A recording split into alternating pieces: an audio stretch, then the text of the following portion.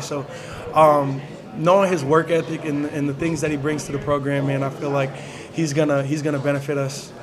He's gonna be a really good complement to Shaman too in that tight end room. So he's been working his butt off, man. He's at the beginning of sprints, man. He's just, I think Coach Dillingham said it in one of our team meetings, man. You don't have to be here for a very long time to be a leader. If you come in and you just do the things that you're supposed to do and do the things that Coach Dilly instilled in the program, man, you'll take this thing a long way. So I feel like Kamari Anderson is one of those guys for us for sure.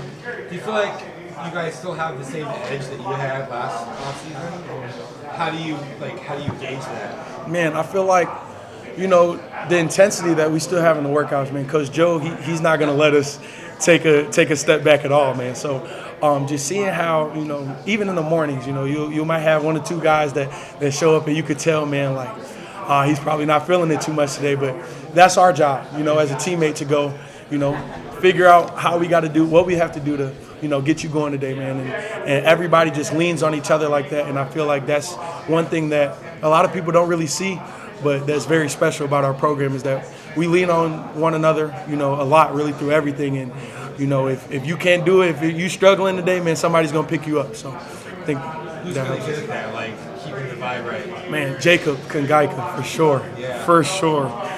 He always comes in with a smile on his face, man. You'll never know that, everybody has their own battles that they're dealing with, but you'll never know with Jacob, man. He comes in with a smile on his face every single day. He's very energetic, man, and he's always bringing the juice, man.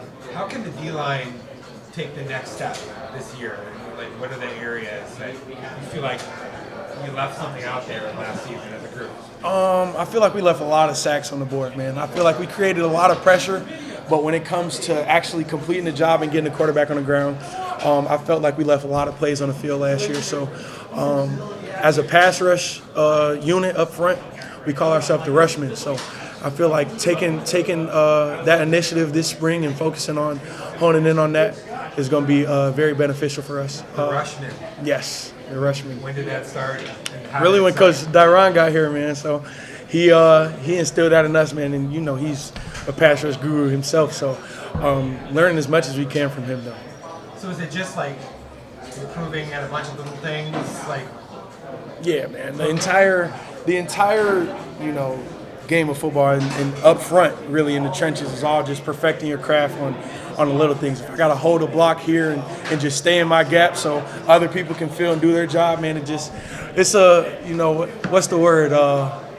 Not unforgiving, but you don't get a lot of the recognition you're supposed to get, man. O-line and D-line and being in the trenches and stuff like that.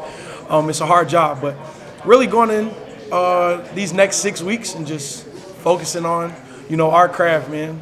You don't got to be ready in March. You got to be ready in August. So taking it day by day. Like where do you feel like your game still has the most room to grow? Definitely the pass rush side. I feel like me a little bit, I'm too quick with my decision making on trying to make a move and stuff like that. I should probably take my moves up the field a little bit more.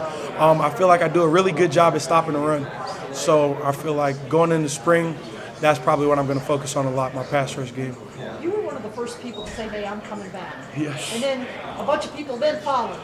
What is it about this program? And even at the basketball game, you're the guy running around with the trophy. Like, nobody seems to be having more fun than you here. Yeah, man. I just know that being able to just coming from a different school, you can have two perspectives on, where you're at, man. And just being out here, I'm just so grateful to get the second opportunity that I was given coming out here.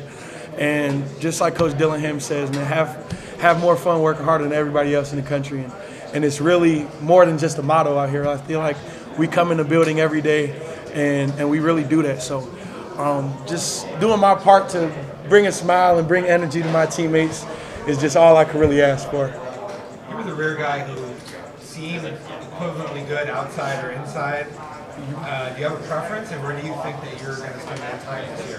I really don't have a preference. I feel like I'm a guy that I like to help my teammates. So like wherever you need me at, like I feel like early in the season last year, Jeff had went down with a hand injury right before he went to Texas State, and I went straight to the office. Like if you need me to play all inside this week, I can do it. So it's like I feel like versatility is my strength. So being able to be quick enough to play on the edge, be big enough to hold my own on the inside. I really have no preference, man. Wherever my guys need me, I'm willing to do it. Can this team be as hungry as it was last year? I feel like we can, just off the simple fact that we've accomplished a lot, but we haven't accomplished the ultimate goal. So our focus coming in this year is how are we going to respond to success and not being complacent. So just putting your head down and coming to work every day is just all we've really been focused on, to be honest.